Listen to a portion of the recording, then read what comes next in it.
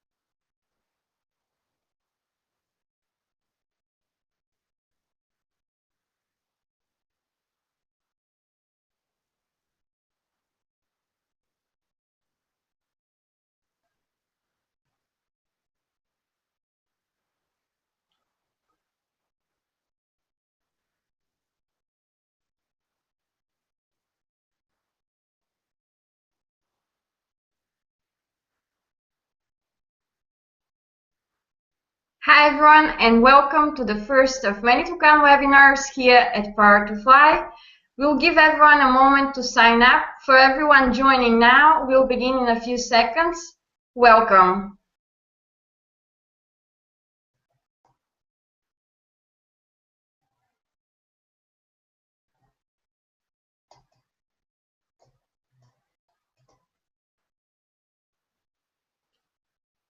Hi everyone, my name is Desi and I'm going to be your host tonight. Here with me are Denise, Head of Marketing at Power to Fly. Hi. Lexi, Social Editor. Hi everyone. And Courtney. She's our community writer, and she will also be available to you in the chat row, so feel free to reach out for any help.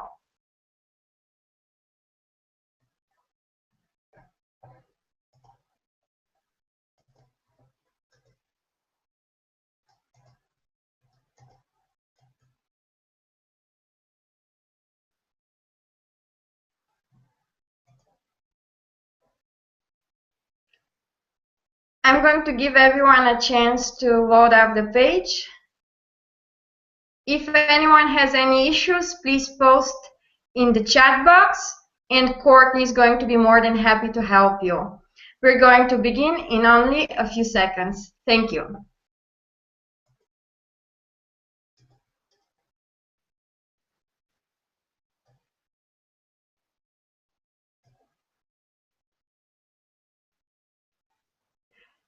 Today's topic is remote work, how to reinvent your career to fit your life.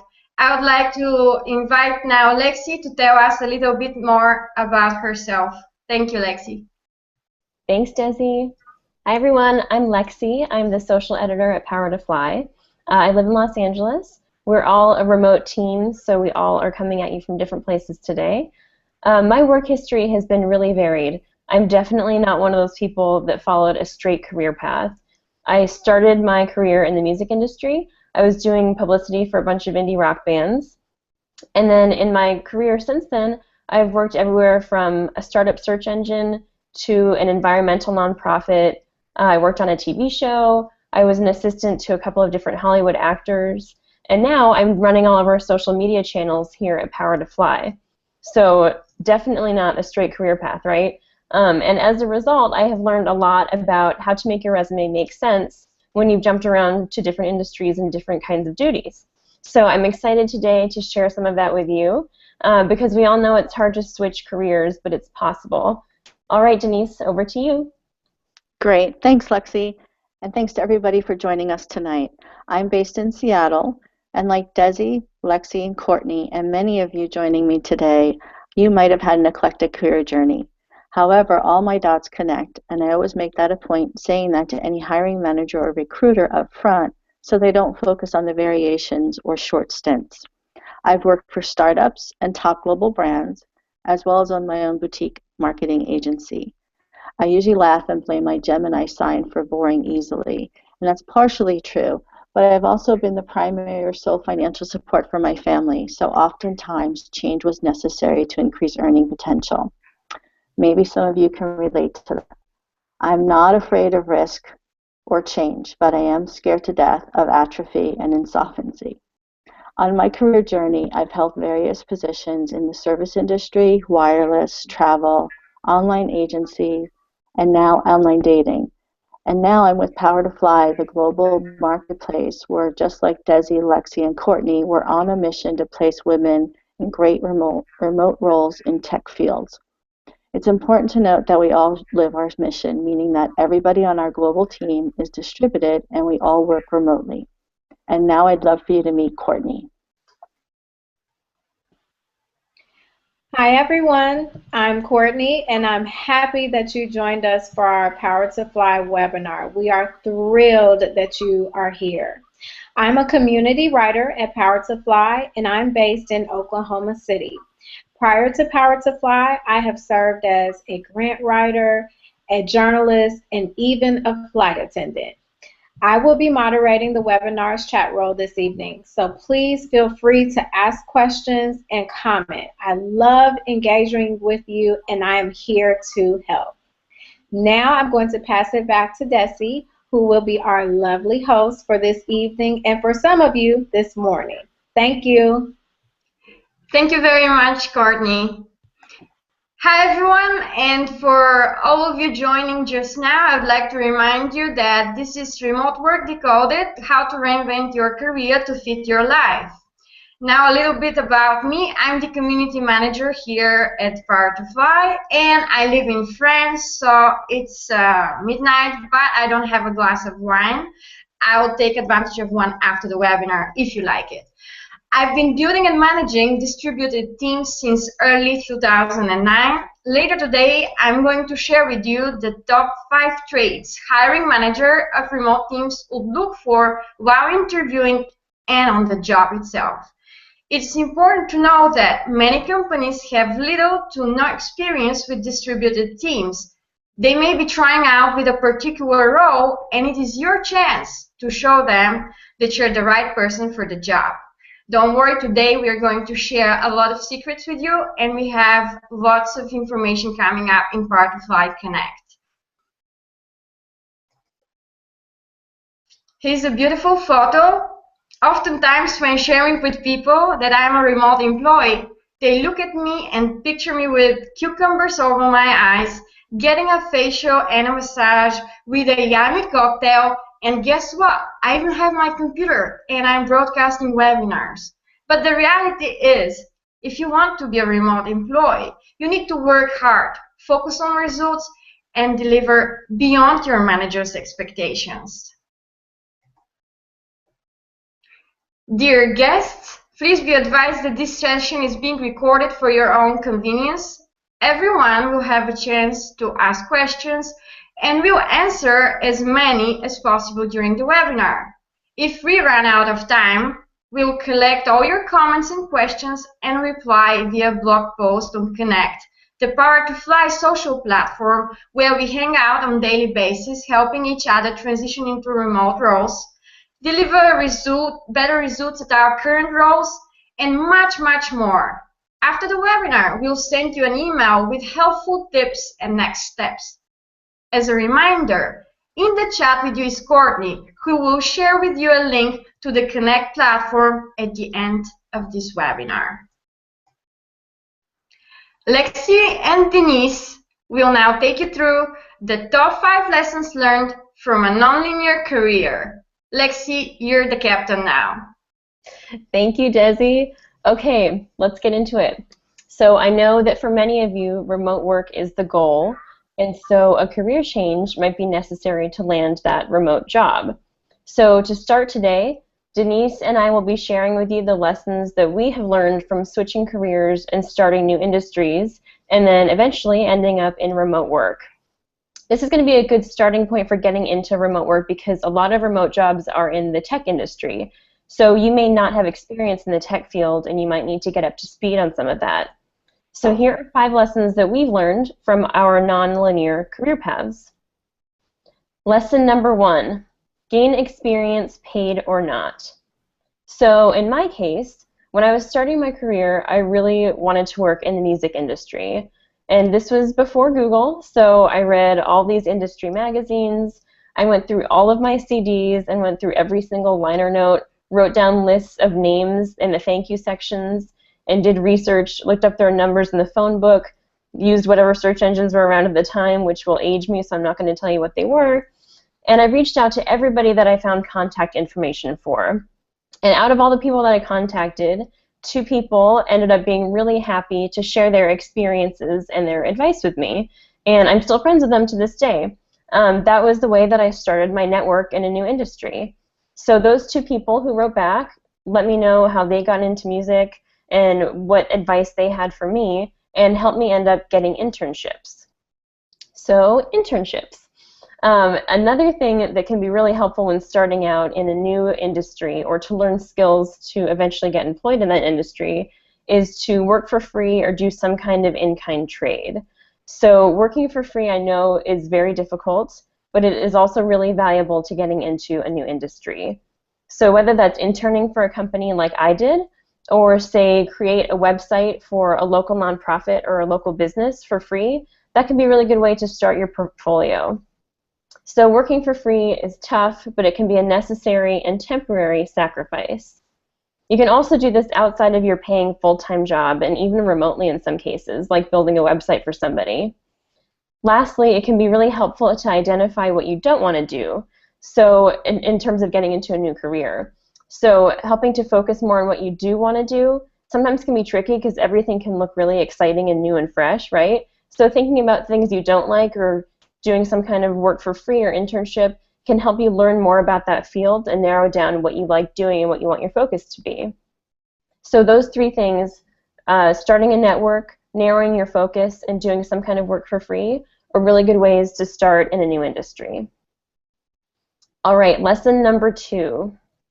Know your journey and connect the dots even if you don't have obvious experience.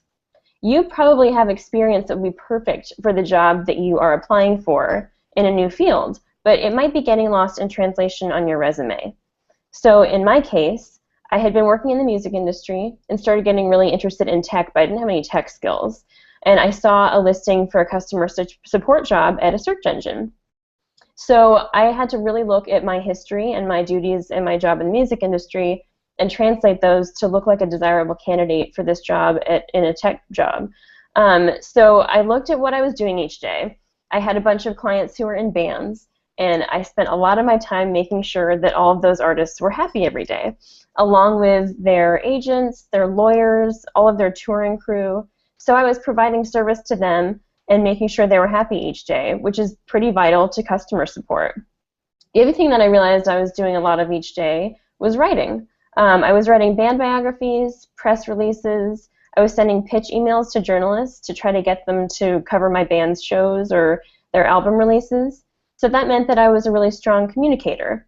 So when I packaged those in my resume and in my cover letter, all of a sudden this tech recruiter is thinking like, why is this music publicist applying for a job in customer support? Well, all of a sudden it makes sense because I laid those things out, showed them what I could do and what my history was that made sense for this new job that I was applying for. Got the job, by the way. So, and then lesson number 3, start from scratch, streamline your story, and get outside perspective. Now, so often while job searching, I would spend hours editing my one version of my resume and just like tweak a line here and there, or like change a word, look at thesaurus.com and change a few words. But that was driving me crazy, first of all. And it really wasn't helping me because I was telling the same story over and over again just with a few different words. So what I had to do was ignore my resume, which was really hard because I had worked so hard to make it right and get it down to one page. But I ignored my resume and I started a whole new one. So I went through all my history, just thought about everything I had ever done, wrote one mega huge jumbo resume. It was like 10 pages long. But I just wrote every duty, every skill, every daily task I had had at every single job I ever had, back to my first job at a video store when I was 15. Because there's things in there that you will begin to see themes and things that apply to new jobs that you hadn't really thought of before. So I made this mega jumbo resume, printed it out, and then I took to it with 3 different highlighters, and I highlighted all the things that I loved doing in those past jobs, all the things that I did not like doing and probably wouldn't want to do again, and then any common themes that I saw that maybe would help me narrow my focus, like what I was talking about in the first lesson. So that really helps to kind of just look at this huge history, focus it, and condense it down to one page. And I know it's really hard to edit your resume down to one page because you want to show how awesome you are and how all your experience is relevant. But we really recommend doing one page for a resume. And I feel like if we can do tweets in 140 characters like we all do every day, then we can get our resumes down to a single page. So I did that. I got it down to one page. Then I really needed to step away from it because I think it's really hard for us to be objective about our personal histories, especially when a job is at stake. So I turned it over to a couple of friends and one of my mentors and asked them, please give me constructive advice here, because they're so supportive. They'll just be like, oh, this is awesome, like, great job, really good resume. But that wasn't really helpful. I needed constructive advice and tips on how I could make it better. But that really helped, and then that version of my resume was a good starting point to try getting jobs in another field. All right, and now on to Denise for the next two lessons. Great. Thanks, Lexi.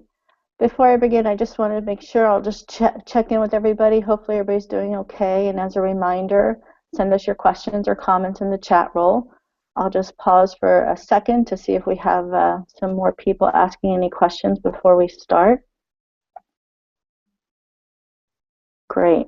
So the last two that I want to talk about have to do with kind of really, once you have all that, how do you help propel yourself forward? The first one is really about marketing your resilience and your tenacity. That's learning from everything, followed away for those wow moments. And remember that every skill and role that you've ever had just builds on your foundation. And any detours you might have had in the past, reframe those into leadership skills. And so let's talk about that a little bit. And this is where all those unplanned events that happen in your life tend to start to build you as a great leader. So maybe it was a reduction in force or a change of life event, or you know what, it could have been some random Tuesday that just altered your path temporarily or permanently. Sometimes planning helps, but oftentimes it's a little bit of luck and a leap of faith.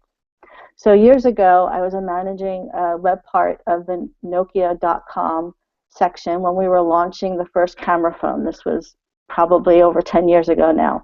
And I was partnering with Match.com. They were launching their first dating application. After the successful launch, Match asked me to join their team and build out partnerships. And I thought it'd be great because I'd been in one industry for quite a while and I wanted to learn a little bit more about a different industry.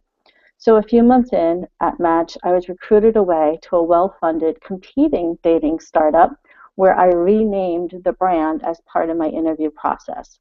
From there, my team and I invested millions of dollars to grow the membership base from negligible to about 1.3 million subscribers in less than 3 months, which is around the same time I found myself on the receiving end of a court-served competition deposition along with other colleagues from Match.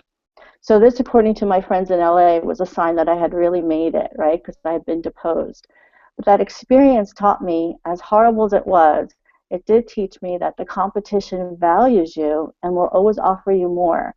And since that time, I've kept that in mind whenever I'm thinking about asking for a raise or looking at a new market value offer. So after the deposition, the pending legal action was dismissed from Match, but a few weeks later, that same new company had a mass layoff, and suddenly I found myself without a job for the first time since I was 16. So about an hour and some text messages later, I started a consulting assignment back at Nokia, and I eventually grew that into a boutique marketing agency. I know that I was super fortunate at that time to have a strong network of supportive friends who threw me a lifeline. So I took my lessons learned and I ran my own show for 3 years full-time and another 4 years part-time, which takes me to the fifth and final lesson about transferring your skills from one industry to another. So evolution involves adaptation regardless of what industry you're in, and people skills always transfer and always win. And degrees, no amount of degrees will matter if you can't execute in real life. So let's talk about that a little bit because, it doesn't really matter what industry you're in today or where you're going tomorrow. It's about how you can transfer those skills from one to another. And oftentimes, as Lexi says, You need to help paint a picture to either the hiring manager or the recruiter to help them understand how your skills often translate. Typically a recruiter, when they have a job opening, they receive hundreds and hundreds of resumes. Sometimes before they even get it, there's a computer program running in the background to look for your keywords. So if you make it through all that, they have about a 30-second window to scan your resume. And if you haven't connected those dots for them, it's really hard for them to do that themselves. So here's an example, and one that as a hiring manager, I've always held to. If I don't clearly see it on a resume, I always ask people if they've held any customer-facing roles like retail, food services, or medical staff. And the reason I ask them that is most times that's a low-earning, thankless job filled with long hours standing on your feet with tons of people yelling at you.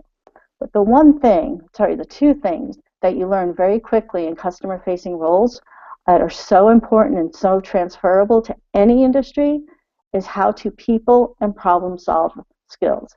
So let's use McDonald's as an example, especially if you were a key holder, a lead, or in management at some time. In 2014, the average McDonald's sales revenue was $2.5 million. And they also carried a food inventory of about $2.7 million. So you need to claim that as a bold number for sales, inventory, or asset management as you look to transition to another industry or role. You also need to claim ownership and cost savings in HR, training, and operations management because you managed all the labor hours and the margins, the training, and the corrective action.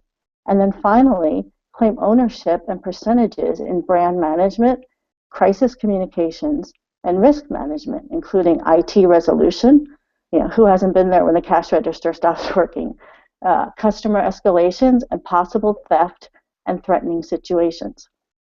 Here's another story of something that might be so minor can be transferable if you really know how to translate the story. I once helped a college senior with his resume. He was preparing for a sales role interviews after graduation. His part-time job at the time was a car valet, where hustle and triple-up parking was key to nightly success. He was frustrated at the lack of tips he was receiving because of delays, so he worked with the head valet to change the key intake process and the parking spot distances.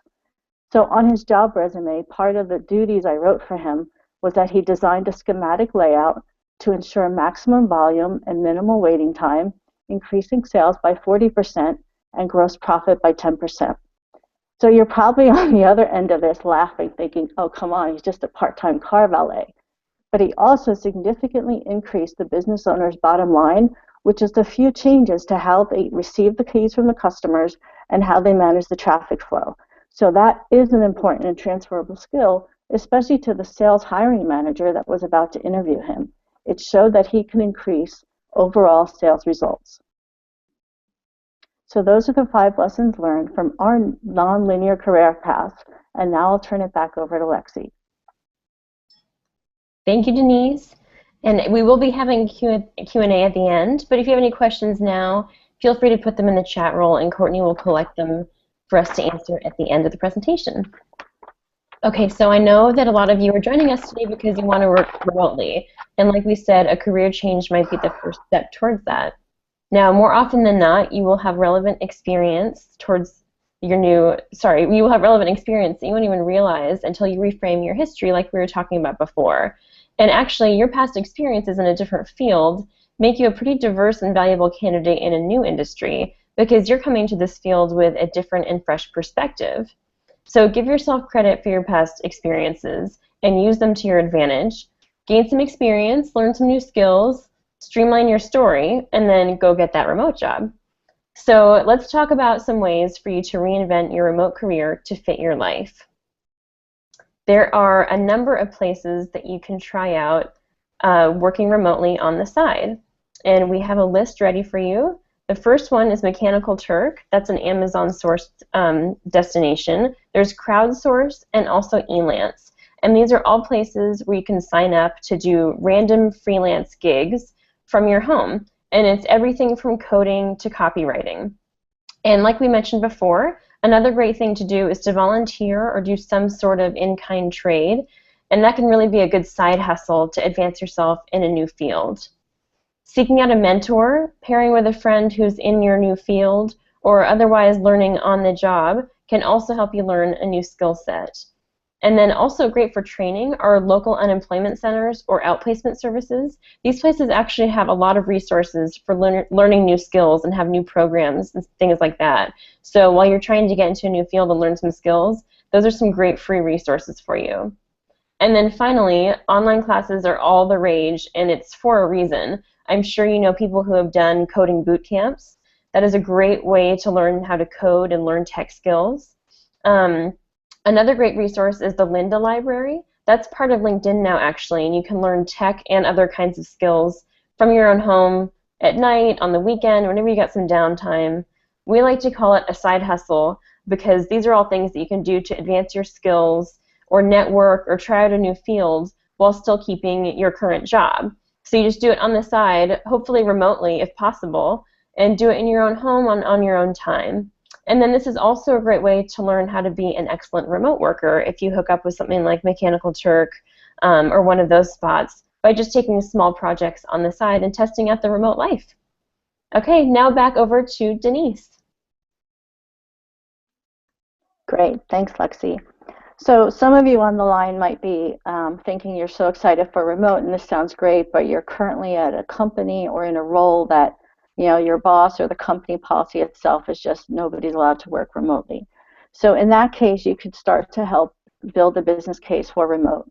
And here are some of the ways you can do that. You can look at individual or team effectiveness that have been deliverable-based success. And so what I mean by that, whether you're an individual contributor, a lead, a supervisor, or a manager, look at how you yourself and then your team collectively have delivered successes in the last, let's say, 6 to 12 months. Document that. And if there were any instances of collaborative communication or collaborative sharing, make sure that that's noted, because that shows that you can deliver a project from deliverable standpoint rather than worrying about punching the clock from 8 to 5. Second thing you can do is look at the review from the work from home policy and access availability. This is especially true for people who travel or have multiple regions as part of their corporation. For people that travel, there's almost always a way for you to access email or the network or the database. So that same technology is available to you then if you happen to be home, let's say with a sick child or you're a little under the weather and you want to be able to work from home. Leveraging that same type of policy and technology can help you in your business case. Then you should look at global or regional team collaboration. You could work for a company that has offices down the street or across the world, and how you interact with those employees and colleagues to get the successful transition or project or whatever you're working on done will also help to define the business case for remote. So anything from email, phone call, if you have a Scrum Master, any kind of check-in for the technical releases or check-in on the project plan, that should all be part of your business case. And then finally, review the cost per cube, whether on your campus or specifically in your office. Almost always, if you check with the real estate person in your company or your office manager, they can tell you how much your cube space is costing the company. And there's almost always a line item in your manager's budget for real estate internal. So to have a cube, to have the phone line, to have any kind of net connection, there's always a cost. And nowadays there are so many companies that are hiring more people than they have cubes for. It's pretty common to have a cube rotation or a cube share. And if that's the case, then you can actually also use those numbers and prove out a case financially for you working from home. Now, this also assumes that you have the right setup at your house, that you actually have a quiet place to work, you have complete internet access, and you have a solid ability to do your daily job functions, but in a remote location. Which brings me to one of the last things you can also do, especially if you're currently working somewhere else and you're either toe dipping into remote or you're really not quite sure if it's for you. You can try it out now. There are a lot of collaborative tools out there today. Some of these you may have heard of. We use actually all of these quite frequently on a daily basis, as you can imagine. Desi's in France, I'm in Seattle, Courtney's in Oklahoma City. We have other people in Bulgaria and Russia. So we need to be communicating on different platforms, different time zones throughout the day. So if you're not familiar with some of these, you can sign up. They all have, with the exception of Confluence, they all have free downloads, so you could try it out today and see how you feel collaboratively working, even if you just start a friendly conversation with somebody in your family or your friend group to just get the idea of how it would work. You can also start networking with remote communities, and the great thing about this is it doesn't matter where you live because they're all online.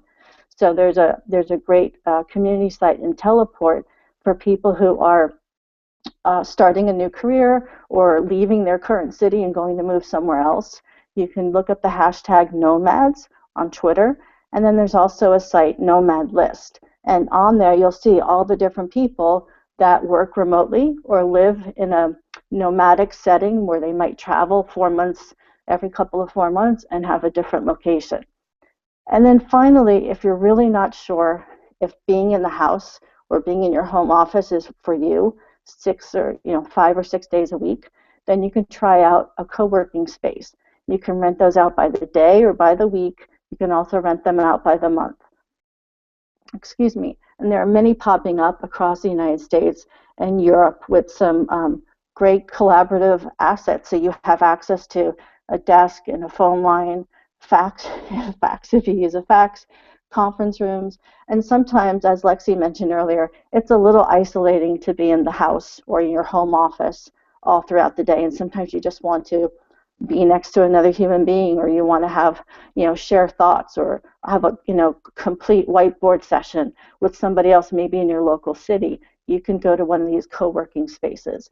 And once you try some of the tools, try it out if you have a side hustle, and then maybe look at a co-working space, you should have a very good idea at that point if working remote is for you. So now Desi will talk to you about the building blocks of some remote teams and walk you through a good chunk of the rest of the presentation. Over to you, Desi.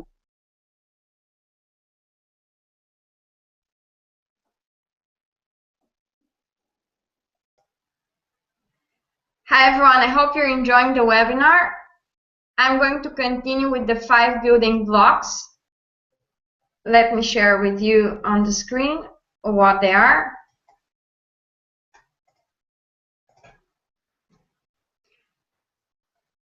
Long and short-term planning. Well, this is something that each company, no matter whether it is a remote or office-based, is focused on. But in a remote role, you really need to know where you stand. Just give me a second, please. I need to make sure I have the correct slide. Okay, perfect. So this is kind of a topic that's important for both companies and remote employees. What do I mean by long and short-term planning? Businesses who have a clear vision where they stand, where they want to be tomorrow, a week from now, some months, and hopefully years. Your task will be distributed accordingly to ensure the success of the organization. You need to make sure that you clarify with your line manager what exactly your tasks are. Another one is tracking results of organizational and individual goals plus performance. And by performance, I mean own performance. Keep notes of your contributions and achievements on a daily basis, weekly and monthly. Be sure to have a clear list of expectations and tasks tailored toward your role. I keep repeating myself on this one, and guess what? It is where most newly gone remote companies fail. So be smart and proactively address this. Your role is based on your results, and this is why it is so important. Quality management, measurement and processes, and I don't just mean editorial or IT. Often startups lack this type of organizational setup, but you'll be smart to help develop a system in place to deliver high-quality services across all company channels. Experienced organizations have clear processes in place and will often keep a fixed eye on your performance. So make sure you ask questions and do your best to deliver high-quality results. Yet avoid perfectionist behavior, as it's a productivity killer in an office or a remote job. It will impact your results, and as you know, in a remote role, your overall value to the organization depends entirely on your results and not time spent at the desk. Building and managing an internal community. Having a team across the world can result in alienation of team members. Starting a remote company culture is absolutely crucial. If you join a company that doesn't have one, ensure to suggest it, and feel free to recommend Prioritization for content on the topic, or they can even just give us a call and we'll be happy to help. Be sure that if there is an active community, internal community, by internal I mean staff members able to communicate with one another, make sure that you take part of this and you engage with your colleagues. It's a way to get to know them, join ongoing projects, which will help you exceed the organization's expectations, allowing you to grow within the organization. In the next slides, I'll share with you the key traits a professional would need to demonstrate during an interview for a remote role and also on the job itself once hired. I know that many of you would like to find out how to land a remote job, and in the coming webinars, we'll address this topic. Today, I'll talk about the skills that you will need to develop in order to not only be hired, but successful at a remote job for years to come.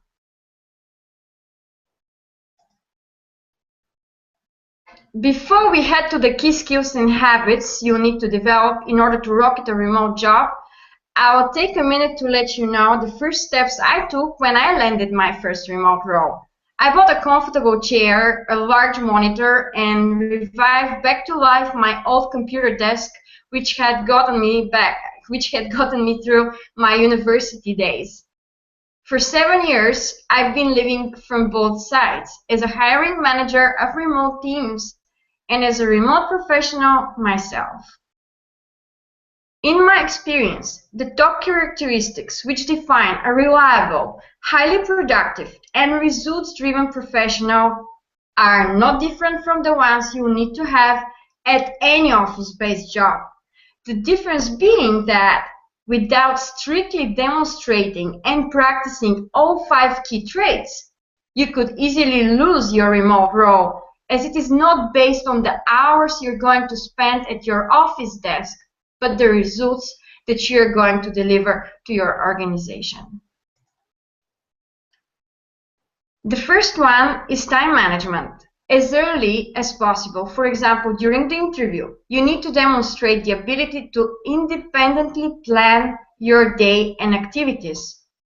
Once on the job, make sure you have a clear vision of your daily and weekly tasks and responsibilities. Proactively coordinate your workload with your line manager and colleagues. Guess what? In many startups, there is lack of clearly defined responsibilities, and everyone basically does everything. This is a very bad setup and could cost you your job. So have a clear vision of your workload and your responsibilities. Don't be afraid to use the "Don't Disturb" sign across all communication tools. It will allow you to deliver results. Results is all that you want in a distributed team. Mute your phone to avoid distractions, forget social media, and don't you dare look at that buzzing iPad. Ignore it.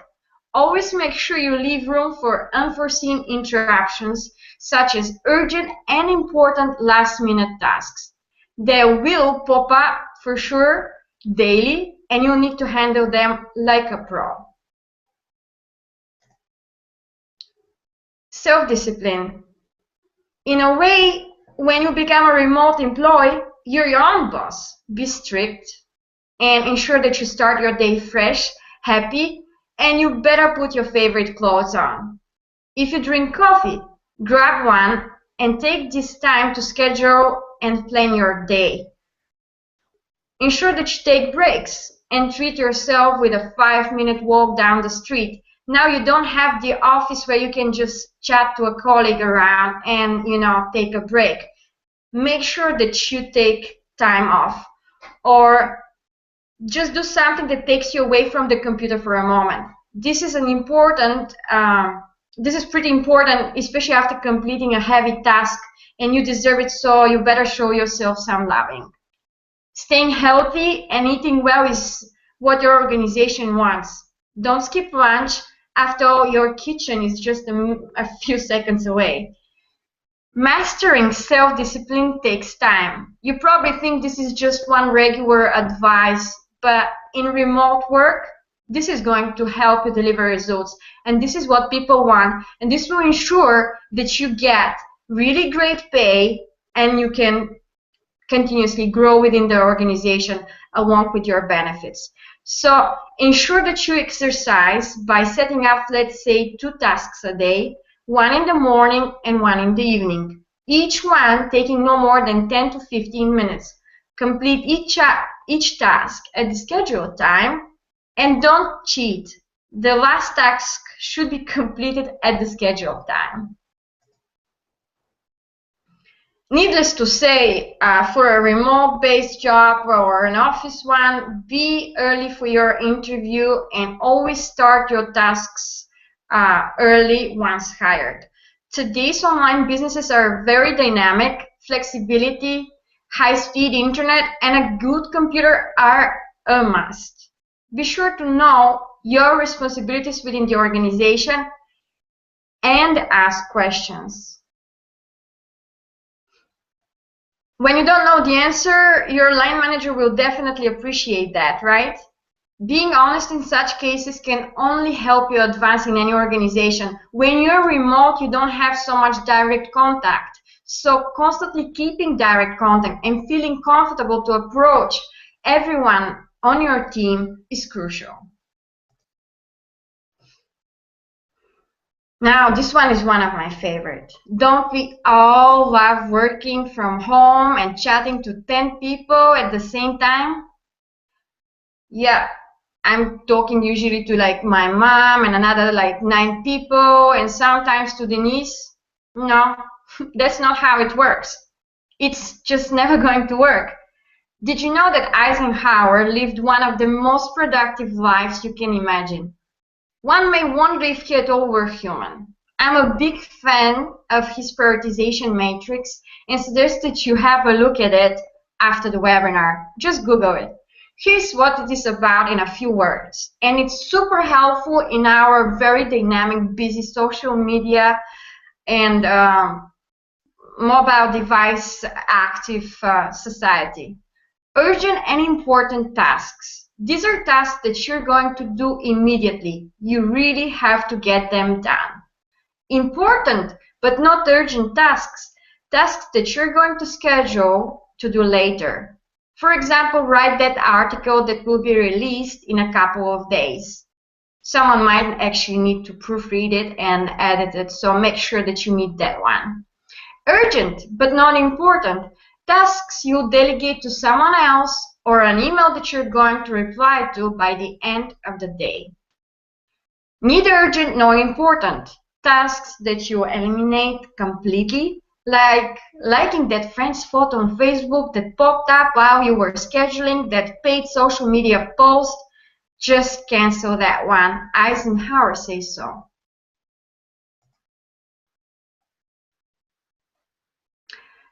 The last one is problem solving. I remember when I was flying to Spain for a job interview back it was in 2008. My trip was arranged and paid for by the hiring organization. Was I not very happy? But they forgot to pick me up at the airport, and my final destination was 2 hours away. It was late on a Sunday night. Lucky me. I remember the human resources manager calling me to apologize and applauding my problem-solving skills. Was this a test? Not sure, but hey, I did get that job. Your ability to effectively solve problems comes not only handy in a remote role, but is a must-have from the very start at the very interview itself. Find out what the problem is, focus on a fast or long-term solution depending on the situation, and resolve it. Moreover, make sure that you stay on the topic. Resolving an issue is an important and urgent task. Finding out what caused it in the first place is an important but not urgent task given the situation. Be a team player and involve others. In other words, delegate or ask for help.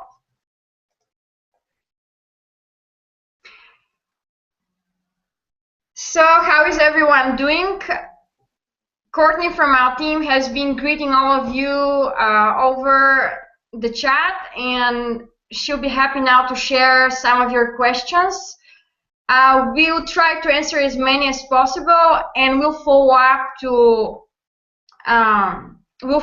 answer all in a blog post on Connect, which is our social platform. Courtney is going to give you a link afterwards. We had some previously submitted questions, and we'll answer those while we gather some more. Thank you very much. And since tonight I get to talk a lot. So, hi everyone, this is Courtney. I have been compiling your questions, and the first one that I'm going to shoot to Denise or Lexi is, how does one go about finding a mentor who will be constructive and help make good career advice? Sure, I'm happy to take that. So most often, it's just a matter of asking, and it's finding somebody that you admire either in your current industry or an industry you're looking to go to. Sometimes it can be kind of tricky if you ask somebody who's at your current employment or your current manager. I would not recommend that. I'd recommend somebody who's not in your line of management, but somebody in a similar industry or in a different part of the company, but still somebody that you admire. You can also look up places like levo.com or mentium.com where you can actually apply for an official mentorship, and they'll pair you up with somebody in the field that you're looking for, or the expertise, functional expertise you're looking for, somebody that has significant experience. Levo is, I believe they both have a surcharge, but they're both great in pairing you up with like-minded individuals that are at a different, slightly at least 2 levels above, that have had some more career experience that can guide you through some of that. It's important, though, when you do seek out a mentor, that you're very clear with yourself on what you expect, and make sure you're clear with your mentor, not only what you're asking for, but what you will then provide. Because you're asking them to donate their time, you want to make sure you're respectful of that, and that you will also be contributing to the relationship as well. Thank you, Denise, for that answer. I appreciate that. Sure. So we have our second question, which is, what kind of specific skills might you need to do well in remote working? And if you are newish in the tech field, how best would one to start off in the remote working scene? I'm sure that's probably how best would it be. What are some good ways for one to start off working in the remote work scene? Lexi? Yes, thank you, Courtney, and thank you to whoever asked that question. So I think Desi did a great job of covering some of the remote skills and practical advice, but I think there's 3 things that we can't stress enough. The first thing is time management. And actually, the funny thing about time management in a remote role is that I find the hardest thing for me to control about that is not working. Like, I am way too connected to work because it's just always there. I'm like, oh, I'll just read my emails when I get up, and then, I'll have breakfast and take a break. No, as soon as you start working, you are in it because you can't pull yourself away. So time management, both for your employer, where you're making sure you're really managing things well to get your tasks done, but then also for yourself to make sure that you aren't just working constantly, because your work is where you live. And then the other thing is to over-communicate as much as possible. We say communication is really important, but it's really over-communication. One thing that we really recommend is, at the end of the day, to send your manager a Slack message or an email or something like that, especially at the beginning of your work relationship, and just go through the tasks that you did that day and what you worked on. When I first started at Power to Fly, I did a month-long trial period, and at the end of each day, I just sent my manager an email with all the stuff that I had done that day, what I was working on, and then kind of what I was going to focus on the next day. So even if she couldn't respond, didn't have time, she knew what was going on, and there were things that we could clarify with each other through those emails. And it seems like over-communicating, but that's really important, because when you're not with somebody in an office every day, you really need to have open lines of communication and really put in extra effort into communicating. And then, let's see, what was the other thing that sorry, I'm just looking at my notes here. Oh, and meeting deadlines. That's also part of time management. But meeting deadlines is super important when it comes to remote work, because somebody isn't there in the office with you seeing what you're working on every day. And deliverables are really the way that you're being measured. Your performance is being measured. So those three things, I think, are the practical things that we really stress are really important with remote work. And then as far as newish to the tech field and trying to get a foot in remote work, I think you can find opportunities in the most random places. So this just happened, actually. My cousin just graduated from college in the spring, and he's trying to get into the tech field and wants to work remotely because he is moving from one city to another. So he was reaching out to some different places, got a couple of freelance gigs. Then when he landed in his new city, he was at a cactus store buying a plant for his new place and saw a sign that said that they needed interns. Turns out they needed design interns, and that's what he's trying to do for a living. So now he is working on a design project for them from home a couple of days a week for a small fee, and building his portfolio, which is helping him get some other freelance gigs and helping him work remotely. Another way to do this, which is actually how he has had success with getting remote work, being kind of new in the tech field, is by emailing websites he likes and seeing if they need someone to do something for them. He's been asking for a small fee, and that has been helping. He's still waiting tables, but that is a big way to get your foot in the door for remote work, is to just ask. You never know. You never know what somebody might need. Very good, Lexi, always with a thorough answer. We appreciate that. So our third question is, do we still have time for a third question, ladies? Sure. Okay, our third question is, what is the best way to convey in a resume the large gap between jobs during full-time motherhood? I have a gap from 2011 to 2015 from being a stay-at-home mom. That's a very good question. I think, Denise, would you like to take that one? I would love to. It's near and dear to our heart, because at Power to Fly we really embrace our little mascots. So I'm happy to talk to that. The best way to convey that is to be honest but not apologetic. Parental leave is a difficult role to take on for anyone, and it has many, many transferable skills, as I hope you all can imagine. But the best way, since it's only been 4 years, you can actually describe it as a sabbatical, and under the sabbatical line you can list out some of the details. So you don't have to go into a huge diatribe, but you can talk to what you've been doing during that time. And you're raising a family. If your child is 4 years old, chances are you're teaching them on some parts, so perhaps there's some learning-based skills you could talk to in there. A lot of time management. You probably have done some sort of volunteer work, I would imagine, in those 4 years. You can also put that in there. But what I have found, I recently took a sabbatical of my own as part of a severance package. I was actually able to stay home with my children, who were young teenagers at the time, for a full school year. And that was invaluable to me, and so I love that. And what I found is so many people focused on the gap.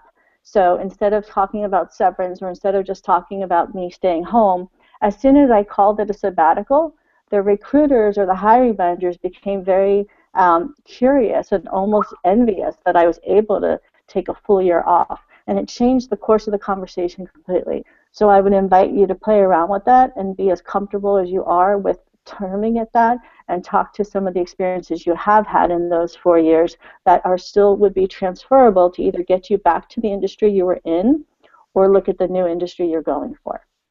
And we're happy to help you if you send us an email at hi@powertofly, Once you fill out a profile, we're happy to work with you on polishing your profile and your resume that way. Thank you, Denise.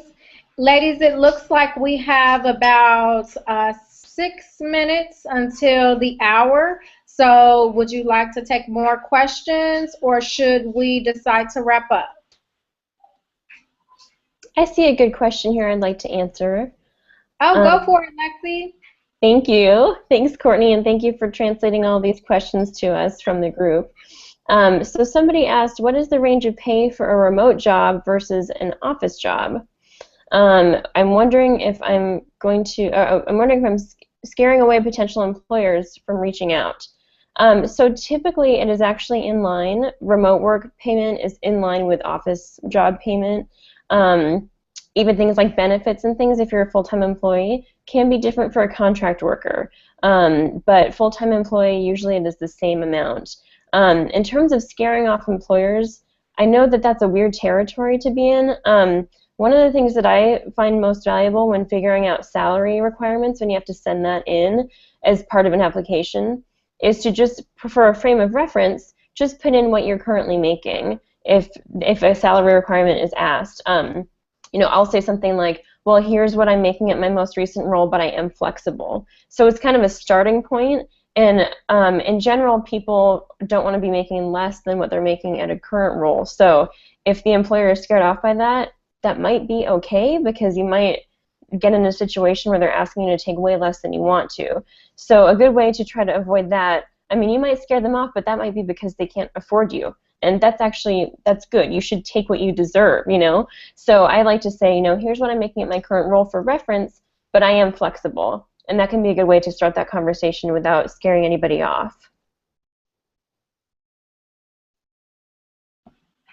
Thanks for taking that question, Lexi. Looks like we have about 5 minutes left. So I'm going to pass it over to Denise. You're in the hot seat. Great. Well, thank you. Thank you, everyone. Just to reiterate, not only is the webinar being recorded, but all the questions that you've asked today, plus the previously submitted questions, will be answered on our Connect blog post that we'll put up before the end of this week. So I want to make sure that everybody who has submitted a question does see their answer, and that'll be later towards this week. So I'd like to just wrap up by, number one, thanking everybody for joining us today. We really appreciate you joining with us this evening. And for Desi, it's 1 a.m. in the morning now, so we certainly appreciate our European friends for getting up or staying up super late with us. So I wanted to just wrap up with some steps for remote success on Power to Fly, since we are here to help you, especially here to help you land that wonderful remote work in tech. Design your plan. You've heard from us. We've talked to some of our nonlinear career paths. We've talked about some key successes and traits that remote workers really need to have. We've given you some tools on how to experience remote without yet fully committing. So once you have your plan in place, then go to powertofly.com and complete your profile. It's very easy. It has a great visual for your a nice headshot or photo. It has a really great amount of space for your own bio line, as well as the rest of your resume. Our customer success team is available to chat real time or send an email to hi@powertofly.com. They can take your uploaded resume and actually complete your profile for you. They can polish your resume to help you get prepared to speak with one of our talent managers, and just answer general questions you might have about the site or the process in general. Share your story with us on Connect.com. As we mentioned before, Connect is our platform where we interact and connect with members of the community. It's connect.powertofly.com, and that's where the blog post will be later this week. And then we're, of course, available on all of the different social channels. Lexi handles that quite well throughout the week and pushes out a lot of great content. You'll see we have a lot of original content, hearing from women that have been in great tech roles to great leaders in parental leave and technology and just gender and wage rights. So you'll see a lot of great original content, as well as some content that people just in different trends are talking about. So again, just appreciate everybody's time with us. I'll turn it over to Desi for a final screen.